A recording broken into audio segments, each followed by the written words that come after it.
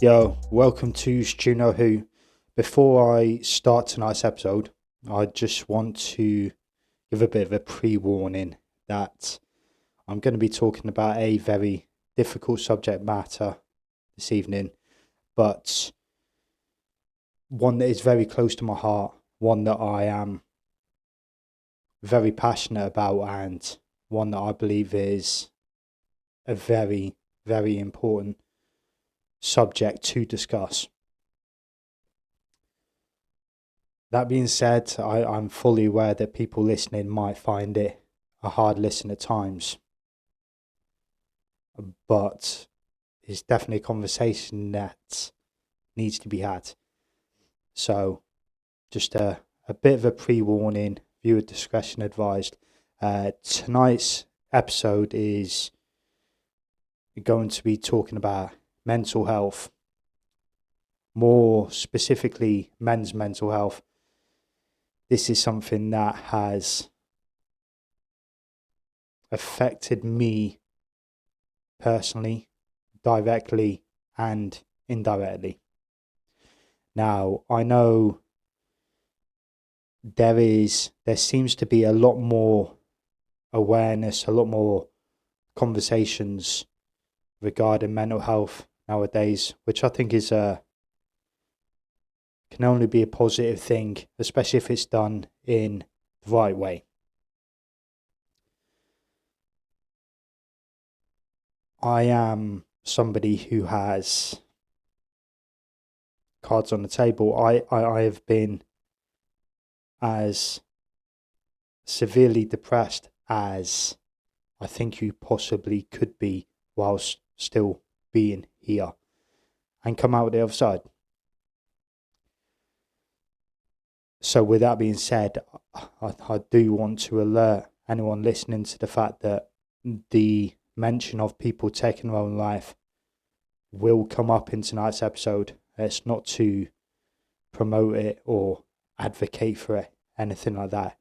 Complete opposite, it's just try and, if I can, in any small way, prevent someone from taking that ultimate step, because I have experienced that in my life, and that pain does not go away, especially for the people that are left behind. So yeah, it's going to be a difficult conversation, but an important one. If you find it informative, if you like what I'm trying to do, then please like the video. It helps with the algorithm and everything like that. Please subscribe, hit notification bell. Mental health is something that is very important to me. It's a subject matter I'm going to come back to from time to time, but I'm also going to address other stuff as well. But if you think it could help someone, please share. And honestly, it'd mean the world. So thank you so much. Right, enough with the waffle. Let's get into this episode tonight. So the reason mental health or men's mental health means so much to me is I was your atypical bloke.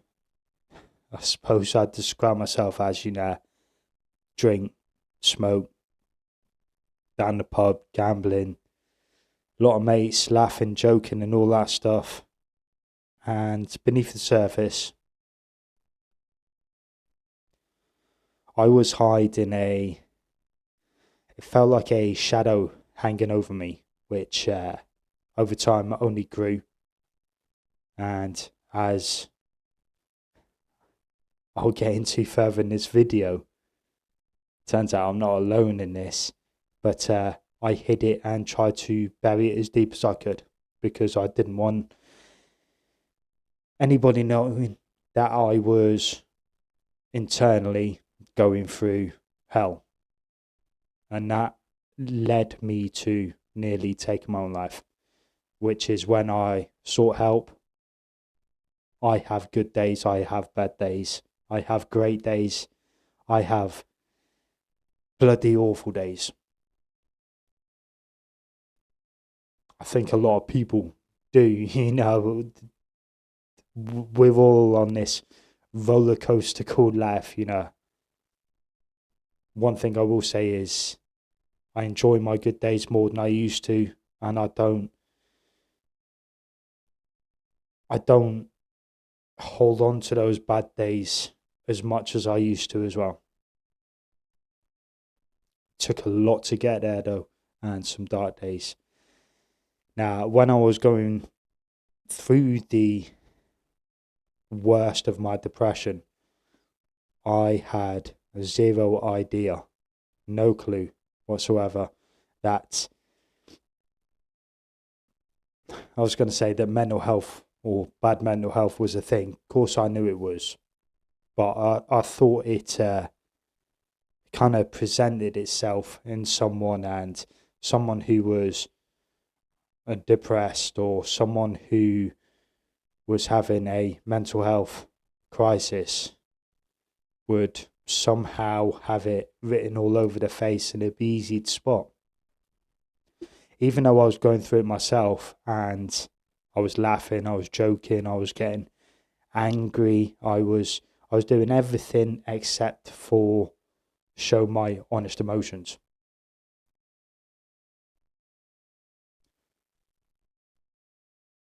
And I nearly wasn't here anymore because of the fact that, one, I didn't know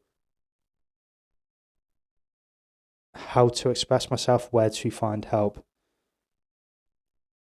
And I didn't know that it was more widespread than I knew. Even around my own friend circle, my own family and things like that.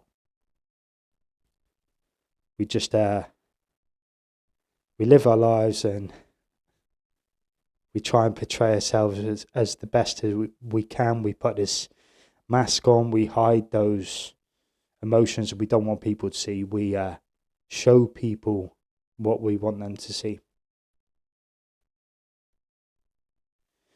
Now, it was only once I was literally at the point where if I did not seek help, I would not be here. I got help, took time, and then I started to help as well in a volunteering role to help other guys like myself. And you start learning the stats and you start meeting people and having these conversations with guys who you can be laughing and joking with, and the world is a happy place until you have that genuine conversation. And then you realise, bloody hell, like, I never would have known looking at you. And they're probably looking at me saying, damn, I would not have known looking at you. But unless you have that honest conversation, you're not going to know. So I mentioned about the stats and things like that. I have an article I want to pull up now on Wikipedia. And again,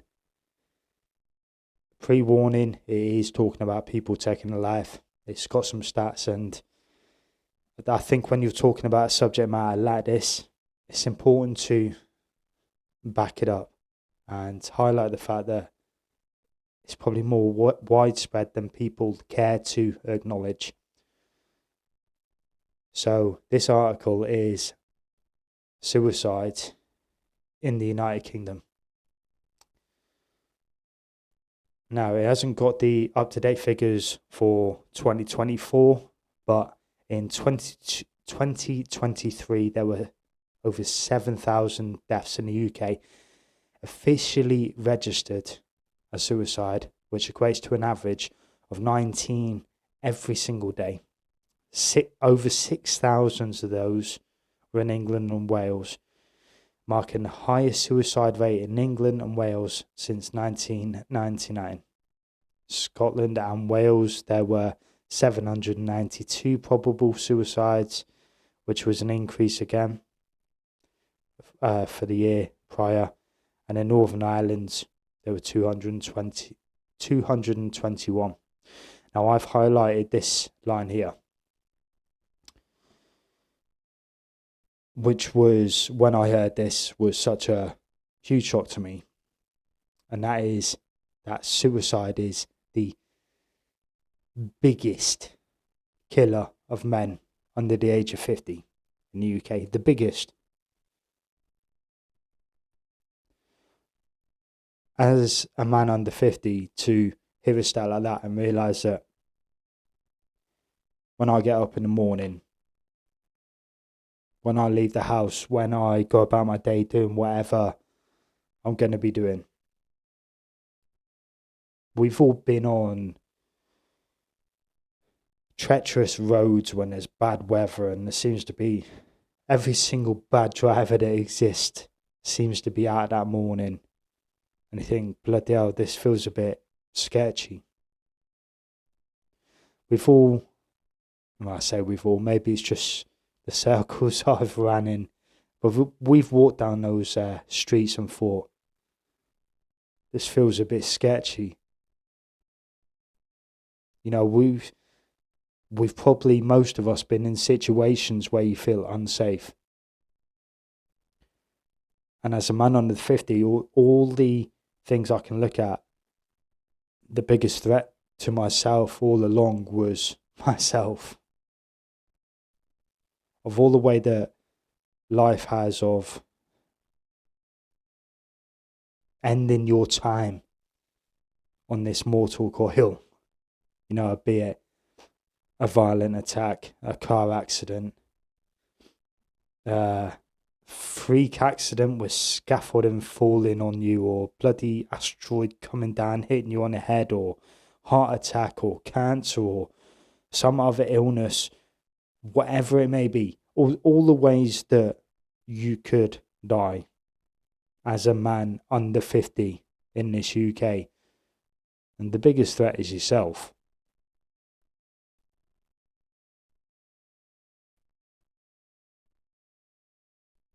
And that's a fucking scary thought.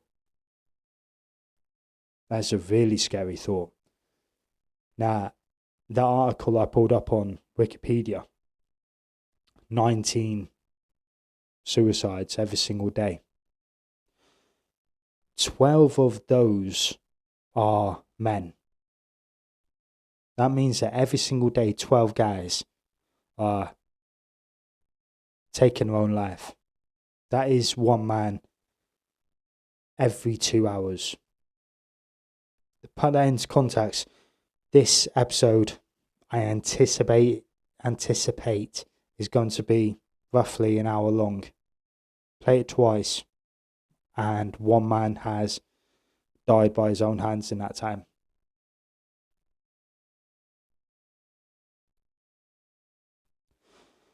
The reason I'm so passionate about men's mental health and trying to raise awareness and talk about it from someone who has experienced it is, once you hear those stats, once you've been to that place yourself and you hear those stats,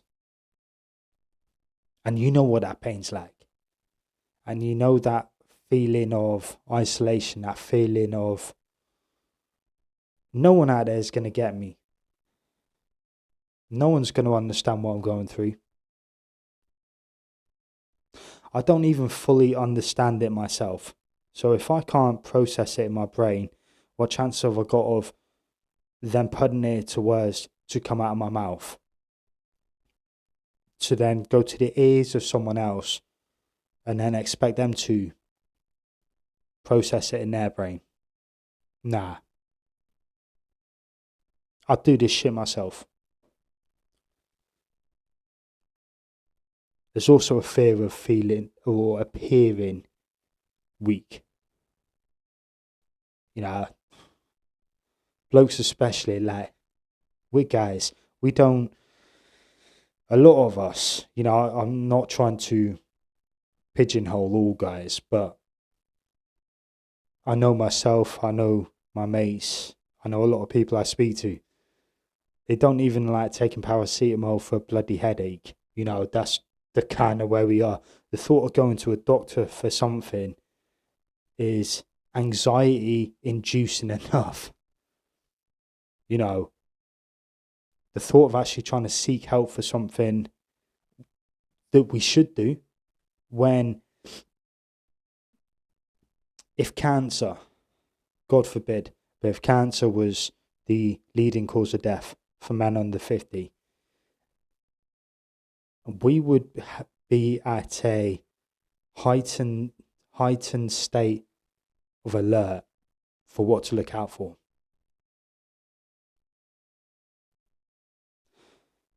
And we'd be like, bloody hell, like, have I got a lump? And by the way, you know what, blokes, check yourself. You know, there's no, again, we don't like going to doctors, but if it can save your life, what's the harm? Like, you know what I mean? We need to get over that embarrassment part, but that's maybe one for another video in the future. When it comes to mental health, the fact is that is the leading cause of death for men under 50, but we still fear talking about it. I can only speak on myself and, you know, talk about conversations I've had with people, and there's a fear of failure. If you actually open yourself up, you failed, which is bollocks. It is bollocks, but that's how you feel, and that's why, again, doing a video like this where I can be like, I've not failed. I actually got better. I have good days and bad days, but I'm still fighting because I'm willing to open up and be strong and be honest and try and help other people. And because I was honest with myself to start with, which is perhaps one of the toughest people to be honest with. We are not honest with ourselves. But then that enabled me to be honest with other people as well.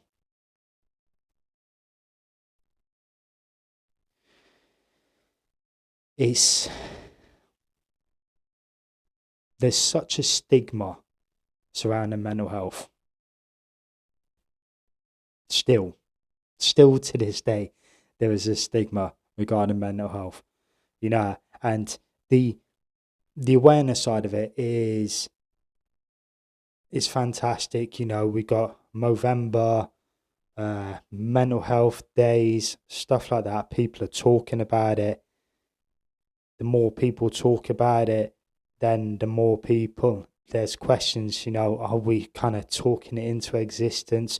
Are there people who are perhaps not experiencing things but using that? And I don't care. You know, that there's such a, unless you've been through it and truly understand it, you don't know. I've been through it. I truly understand it. I know it sucks. It fucking hurts. It's horrible. And it's difficult to know where to go. And the easiest thing to do is try and pretend that it's not there. Try and bury your head in the sand. Do our best ostrich impression and hope that it will go away. Now, when I first reached out and sought help, I was taught something very early on, and this was 7 years ago.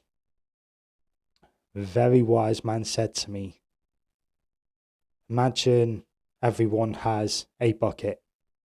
I am going somewhere with this, I promise. When he said that first line, I looked at him like, what you been smoking, dude? Like, you know what I mean? Can I have some? But nah, stay with me here. Imagine everyone has a bucket. Life has its way of throwing shit in your direction. For everyone, for every single person. We get different levels of shit, but ultimately we all get shit thrown in our direction.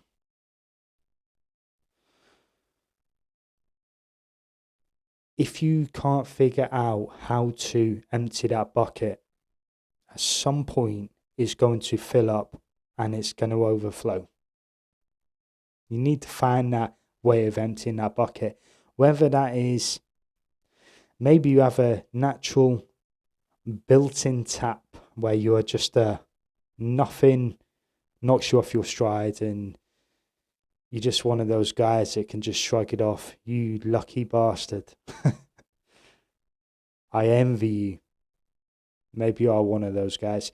Maybe you're one of those guys who goes to watch football on Saturday, shouts at the referee, cheers on your team, and that's your way of releasing a bit of tension. Maybe it's spending time with the family. Even if you have all those things, at some point maybe life amps it up a little bit and throws more shit your way and you're struggling to find a way to empty that bucket. Or maybe you are someone who doesn't have any of those things there. I need to find something. Whether it's meditation, I can't do that. I don't have the patience for that. Maybe it's lifting weights. I enjoy that shit. Maybe it's hitting a punch bag. I enjoy that shit too. But then maybe you need something additional to that, whether it's talking to someone, counselling, support group, whatever it may be. You need to find that way to empty the bucket, because if it overflows, you're just going to get shit everywhere. No one wants that. Now I've butchered his words in the way that I do the best. No one can butcher words like me. But the sentiments here, you got to find a way to empty that bucket. Now I've got a couple more pages I want to bring up. And this is just things to highlight, things to look out for. I do have a video I want to bring up later, which is, I get emotional watching it because it's hearing the person speak. I could have written a script if I could write words out well. We've just established I butcher words very well. But pull up the next article now. And this is titled Men's Mental Health Matters. Breaking the silence and seeking support, which is along the lines of what I was just saying. Seek that support, find that support, and stop beating yourself up about the fact that, we all need a bit of help sometimes, and ignoring the problem will not make it go away.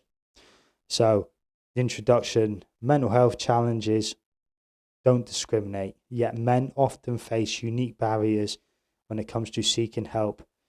The persistent stigma surrounding men's mental health creates a culture of silence, where many suffer alone rather than reach out for support, which is literally what I've just been saying.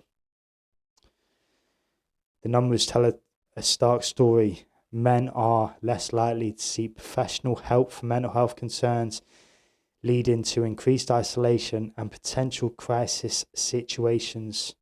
This reluctance stems from deeply ingrained societal expectations that men should tough it out or man up when facing emotional difficulties. Breaking this cycle of silence isn't just important, it's essential for saving lives. You are not alone in your struggles, and seeking support isn't a sign of weakness, it's a demonstration of strength and self-awareness. Now that is something that, hopefully from my waffle a minute ago when I'm butchering words, you do feel weak. You do feel like you are letting people down around you, letting yourself down. You expect better of yourself, and if you need help, you're weak. Do you know what? The hardest thing I ever done was reaching out for help. And when I see people now who reach out for help, what I usually say to them, and I got away with words, is I'll make a bit of a laugh and a joke, break the ice a little bit. Nervous in you. I bet you feel a bit weak for coming here. And I follow up with, it takes some real bollocks to step forward, to put your head above that parapet and say, I need a little bit of help. So, well done. Genuinely well done, because I know how hard that is. It's one of the hardest things I've ever done. So to actually do it, you feel like it's a sign of weakness. It's only afterwards you're like, bloody hell, that was hard. But I did that. And if you're thinking that you're going through something, but admitting it is a sign of weakness, do you know what? You take those steps, and afterwards, I can promise you, you'll be like, I took those bloody steps, man. I didn't want to, but I did that. And it does take bollocks. So, back to the article. Understanding men's mental health. Men account for 75% of suicide deaths in the UK. That's 3 in every 4 are guys. These are guys like myself. These are dads, sons, brothers, uncles, cousins, friends. 3/4 of suicides are guys. And the pain that is left behind afterwards is the family, it's the friends, it's the work colleagues, it's the people who knew that person who are left in utter turmoil afterwards. Don't get to that point. 1 in 8 men experience depression or anxiety. If you work in a workplace where there's 8 guys, one of those guys is going through something. I'm not saying go around and try and work out who it is. I'm saying that really highlights it. You work in a place where there's 40 guys, 5 of the guys in there are going through some real shit. But yet only 36% of referrals to mental health services are for men. We make up 3/4 of suicides. Yet we only make up just over a third of referrals to mental health services. A lot of that is because we don't talk, and we're scared to talk, and we're scared to look weak, to go back to it. So some common mental health conditions: depression, often showing up as irritability, anger, or physical symptoms. I was irritable. I got angry from time to time. Anxiety disorders manifesting through restlessness or substance abuse. Bipolar disorder, which impacts work performance and relationships. Or PTSD, which is especially common among veterans and first responders. So, men often hide their struggles by drinking too much alcohol, engaging in risky activities, being aggressive, pulling away from relationships, or working excessively. Now, you could be doing one of those things, and there's, I'm not saying one of those things means you are therefore clinically depressed, and I'm just saying things to look out for. Cultural expectations of masculinity contribute to this silence. Phrases like man up or boys don't cry reinforce negative stereotypes that stop men from recognizing their mental health needs. These societal pressures create obstacles between men and the support they desperately require. The impact goes beyond individual pain. Untreated mental health issues affect families, workplaces, and communities. Research shows that men who get the right support experience significant improvement in their mental health and well-being.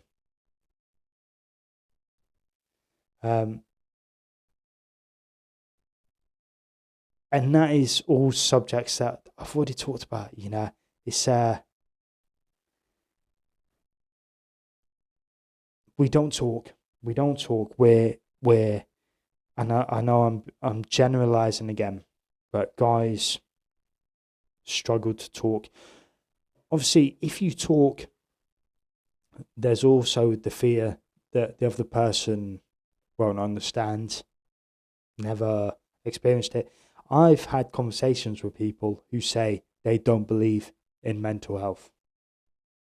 Okay. That's fair enough. I like to think these people probably assume the world's flat too. Like, you know what I mean? Mental health is a thing. We all, and every individual on this planet has mental health, as we have physical health. You can have good physical health, you can have bad physical health, you can have good mental health, you can have bad mental health. If someone turns up, say you're down the pub and someone walks in on crutches with a plaster cast on their leg, it's easy to see, it's easy to spot. You have a visual aid to say, this person has a broken leg. Something has happened. People don't see your emotions. People don't see the pain. People don't know your history. People don't see that shit. And I actually get it when people don't understand mental health or poor mental health, because if they've never suffered it themselves or experienced it in their family or their friend circle, it can seem a little alien to them. You're probably not going to convince those people, and it's not about convincing those people. It's about seeking help from people who are prepared to help you. Sometimes you can have conversations with people who don't get it. A bit like me when I'm talking to someone who doesn't like football but likes rugby. I don't get it. You know what I mean?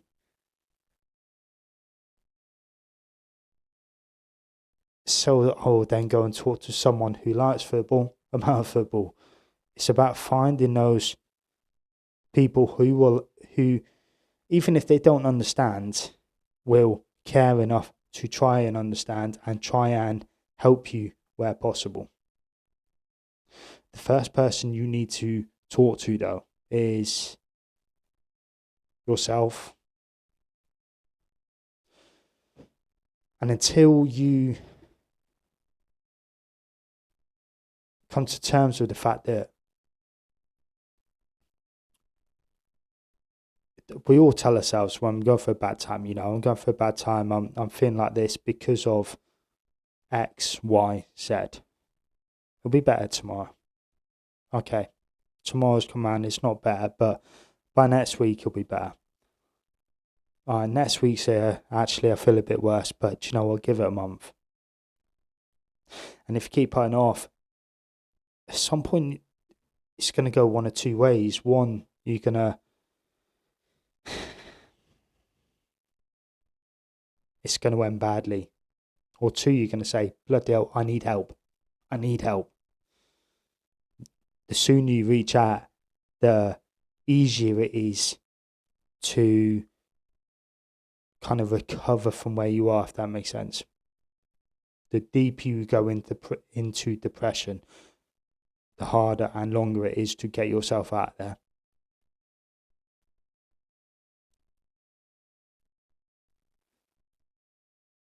So the first person you need to be honest with is yourself. Then it's about being honest with people around you, finding that person you can trust, and trying to find those places that can potentially help you. Again, which I will give my thoughts on my 2 pennies worth on later on in this video. Now, I did say earlier on, there's a video I want to pull up that I absolutely love. And I hate that I love it, if that makes sense. Because I wish I didn't know what this individual was talking about. Unfortunately, what this guy speaks about is something that I have experienced personally. His words cut deep. Now, this talk of being strong, manning up, don't be a pussy, basically. No, guys don't feel emotions. I am a big boxing fan. Obviously, we know tragically we lost a boxing icon recently in Vicky Hatton. May he rest in peace. He was my favourite boxer. But when it comes to boxing, if you're going to look at boxing films and the boxing film franchise, the number one is Rocky. Sylvester Stallone, I don't think many people would look at and say that is a weak guy.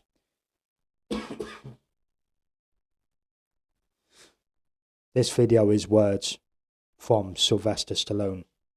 Nah, if you think talking about mental health and stuff like that makes you weak, go and find someone who looks like Sylvester Stallone and tell him that. You know what I mean? It's a incredible video. Brilliant video. It's on YouTube. And it seems to me that pretty much every word he says in this hits a nerve. So I will shut up and I will let someone speak who doesn't butcher his words like I do. So pull it up now and play it for you all. When a man is broken, you'll see it in the way he withdraws. He distances himself, even from those who care about him the most. He works more, talks less, and constantly seems exhausted, no matter how much sleep he gets. The stress of life weighs on him heavily, and he becomes easily frustrated or irritated, often over small things. He loses interest in what once made him happy, unless it's something that offers a quick escape, like riding fast with no destination in mind. His thoughts become a trap. He gets stuck in his own head, overthinking everything. Eventually, he shuts down, and when you ask him how he's doing, he'll say, "I'm fine." But that couldn't be further from the truth. He avoids sharing his pain because he doesn't want to be a burden. He'll carry the weight on his own shoulders, helping others through their struggles. It's genuinely such a powerful video, and one that I hate that I love it. I hate that I understand every word that he's saying. I hate that it hits so deep. There's one line in there, when you ask how he's doing, he'll say, "I'm fine." That's an answer I have given to so many people for so many years. I'm fine. I'll go out of my way to try and help other people, because if I'm helping someone else through their shit, then I can't be going through my own shit. clearly. I put on a mask. It's a mask that I hear a lot of guys who are, when they're finally honest, will talk about. It's a mask they put on. A smile. A grimace smile, like they're in pain.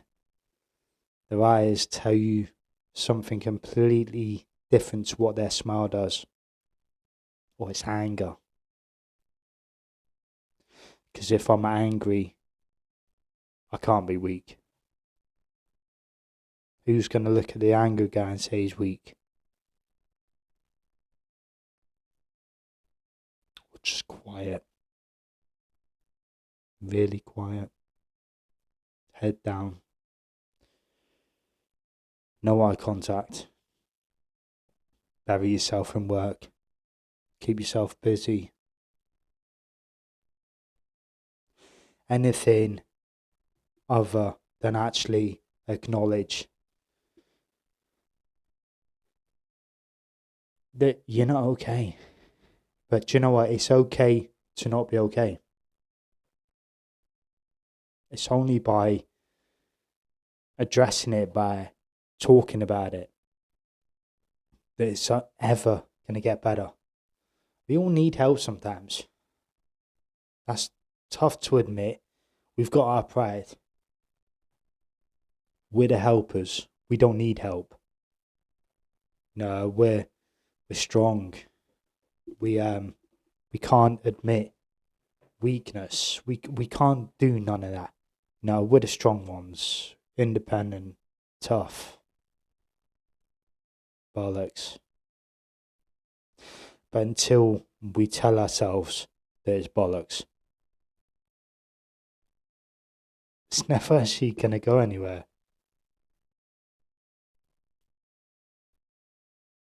Now, I do have one more quick article I want to pull up, just talking about mental health, and then maybe some positives, maybe some point some people in some directions where you will find people who will hopefully understand you if you're going through that stuff. And then if you are going through it or know someone who is, you're not the only one. You're not. And there's no shame in getting that help. But as I've already said, the first person you need to speak to is yourself. Which sometimes is the hardest conversation. So this is on the Mental Health Foundation. Men's mental health. So this content mentions suicide or suicidal thoughts, depression, substance abuse, or addiction. Please read with care. So a summary of what they talk about is, why don't men talk about mental health? Is depression different from men? Suicide and men. What can I do if I'm worried about my mental health and I'm worried about someone else's mental health? How can I help them? So, as we've already said, 3 times as many men as women die by suicide. Men aged 40 to 49 have the highest suicide rates in the UK. In addition, men are far more likely than women to go missing, sleep rough, become dependent on alcohol, and use drugs frequently. While all this can paint a gloomy picture, help and support are available if you're worried about your own or someone else's mental health. So why don't us guys talk about it? I've already hit on it quite a lot. It's that fear, We want to be tough, independent, not appear as weak. I've already said actually talking about it and finding that help and admitting to someone that you are going through shit takes some bollocks. But until you've done it, it feels like it's an act of weakness, which is crap. It's the opposite. It's so hard to do, but once you've done it, it's one of the best things I've ever done. Put it that way. So, is depression different for men? So, the article says, while there isn't a different sort of male depression, some symptoms are more common in men than women. These include irritability, sudden anger, increased loss of control, risk-taking, and aggression. Men may also be more likely to use alcohol and drugs to cope with their depression rather than talking about it. They may use escapist behavior too, such as throwing themselves into work. Suicide in men. So this has gone back to 2021. The numbers have gone up since then, unfortunately. But around 3/4 of suicides were men, and it's the largest cause of death of men under 50. What can I do if I'm worried about my mental health? So I'm going to go into that in a second with a couple of tips that I found, a couple of places that do some brilliant work. But one thing it does say is if you're concerned you're developing a mental health problem, talk to your GP. Now, I know getting an appointment can be a ball ache all in itself, fully aware of that. But once you can get an appointment, if you've got a good doctor, they are there to help you, you know. And if you're in distress and need immediate help or feel like ending your life, please call 999 or go to A&E and ask for the contact of the nearest crisis resolution team. These are teams of mental health care professionals who work with people in severe distress. And the last one in this article is, I'm worried about someone's mental health. How can I help them? Do you know what? I will go for the article, but before I read through it, the one thing I would say is talk to them. And that is a daunting, horrible, shitty conversation to have.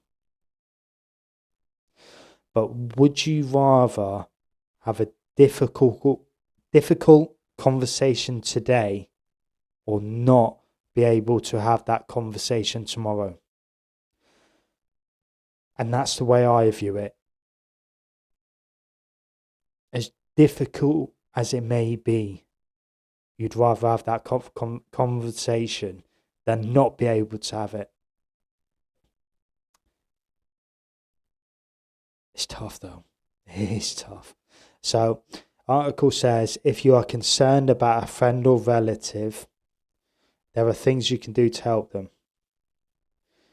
Let them know you're there to listen to them without judgment. Someone who is experiencing mental health problems may find it hard to reach out, so try to keep in touch. A text message or a phone call can make a big difference. Find out about local services, which I'm going to go into in a moment. See if there are any specifically for men, if you think they prefer that. Hub of Hope offers local, national, community, charity, private and NHS mental health support and services. Hub of Hope is an absolute incredible place. I have pointed people in that direction because there are people who have specific issues, and I'll say to them, if you go on Hub of Hope, type what you need, where you are, it will point you in the right place. And I cannot recommend Hub of Hope enough. Incredible tool to use. Help them to get help. Reassure them it's okay to ask for help and that support is out there. You could contact their GP or accompany them to their appointment if they want you to. But a big one here, and it's a huge one, and one that I know a lot of people who care about others who are going through this struggle to do themselves. Take care of yourself. Looking after someone else can be hard, so make sure you consider your well-being too.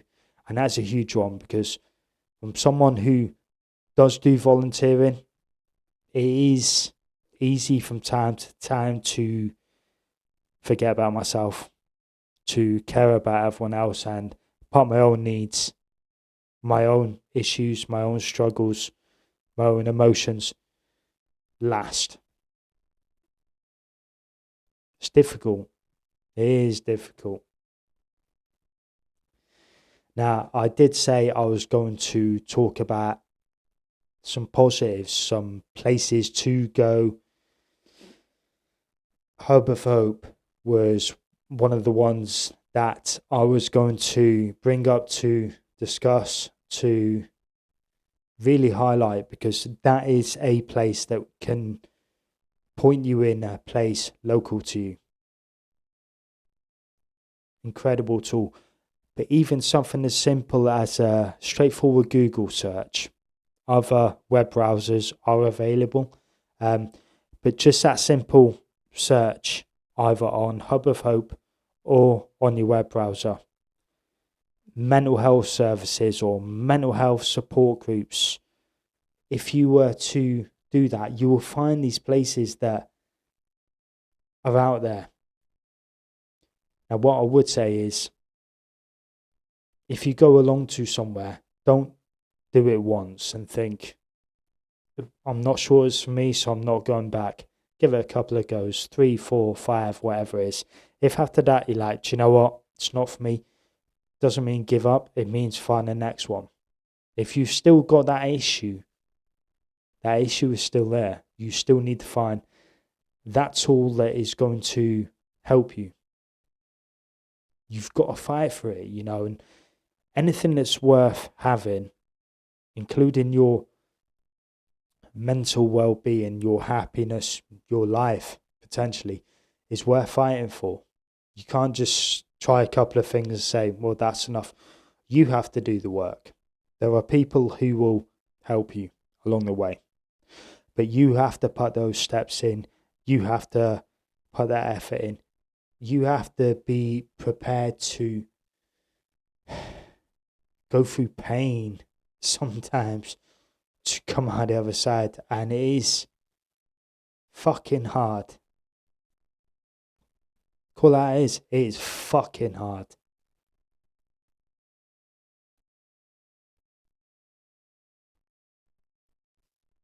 But the end result could be you in a better place, moving on, progressing with your life, and actually taking enjoyment out of life again. And surely that's worth fighting for. Now myself, I was lucky. I saw a place that had just opened on our local news, and it jumped out at me. That's why I went there. Now I'm going to bring them up. This video, this channel, not affiliated with them. Just props where props are due. The place I'm going to bring up is where I went, and all I can say is I can vouch for it, for what that's worth. But for me, it helped to save my life, and I've seen it help countless other people. I've seen families that are still together because of the great work that this charity does. And it's it's a national charity now, and it started off as one group with 9 guys, and now over 6,000 guys turn up weekly, and it's Andy's Man Club, and their tagline is "It's okay to talk," because it is, hashtag it's okay to talk. Talking seems so easy, and blokes are very good at it. We can talk about football, rugby, cricket, politics, news, conspiracies, aliens, films, whatever it may be. But when the guys actually talk about serious shit, it's a struggle still, especially if you work in a very masculine orientated trade, building trade or engineering trade, something like that, where it is blokes being blokes. It's hard to have those conversations, but it is okay to talk. And this place helped me to help myself. Now, whether it's that place or somewhere else, what I'd say is find that place and don't feel embarrassed by it. Now, if you're watching this video and you are in a bad way right now, you are not alone. There are people out there that are prepared to help you. You have to take those steps. Those steps are hard. Those steps are worth it. 100%. I already pulled up a couple of articles back. Ring 999 or go to the A&E. Alternatively, another organisation that do fantastic work is the Samaritans, and they are there 24/7 at the end of the phone to be able to get hold of and speak to and have someone prepared to listen to what you're saying.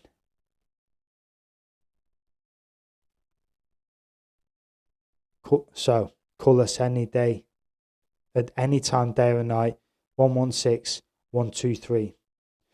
There is a chat online, which is a pilot scheme, which estimated wait up to 10 minutes at the moment, but 116 123.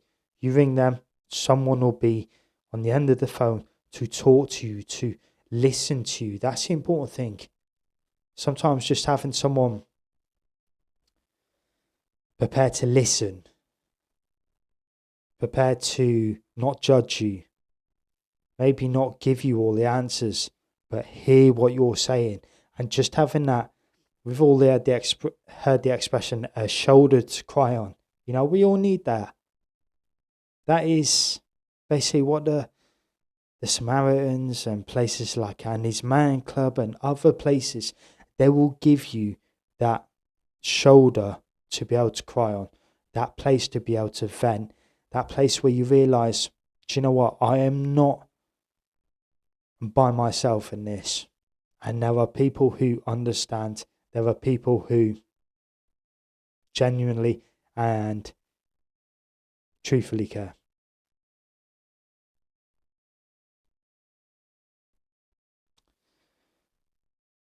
Ooh, I'm gonna wrap this one up now. I'm tired after that. I genuinely hope that this has been helpful, maybe insightful. I was going to say if you've enjoyed it. I'm not sure if enjoyed is the right word, but if you appreciate the message, then please leave the video a like, subscribe, hit notification bell. Follow me on X. I'm on YouTube and Spotify at Stu Know Who. Thank you so much for watching. It genuinely is appreciated. And until next time, I'll see you later.